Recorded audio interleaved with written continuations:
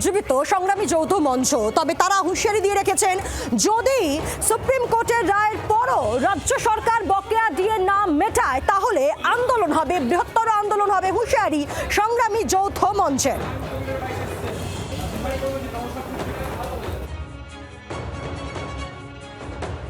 চোখে মুখে হাসি দেখতে পাচ্ছি, তার মানে তো খুশি বলা যায়। বঞ্চিত এবং মুখ এবং বধির করিয়ে রাখা মানুষজনকে যখন কেউ কণ্ঠস্বরের শব্দ ফিরিয়ে দেয়, তার খুশি না হয়ে যায় কোথায়? তার নিম্নতর আদালত রায় দিয়েছিল, 3 বছরের লড়াইয়ের পরে সুপ্রিম কোর্টে রায় এলো এবং তারাও এই কথাই বললেন যে এটা কর্মচারীদের আইন স্বীকৃত অধিকার।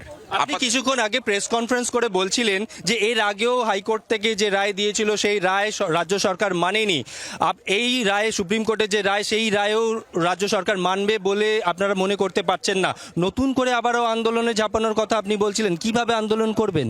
বিগত 14 বছর ধরে সরকারটাকে যেভাবে দেখছি, তার ধারাবাহিকতা দেখে পড়ি এটা মনে হয়েছে যে তারা সহজে মানবে না, এবং সেই জায়গা থেকেই বলা আন্দোলনের জন্য প্রস্তুত হচ্ছি আমরা। এবং যেটা হবে সেটা এখন থাক, আমরা পরিকল্পনা মোটামুটি করেছি, সেইভাবেই আমরা এগোবো।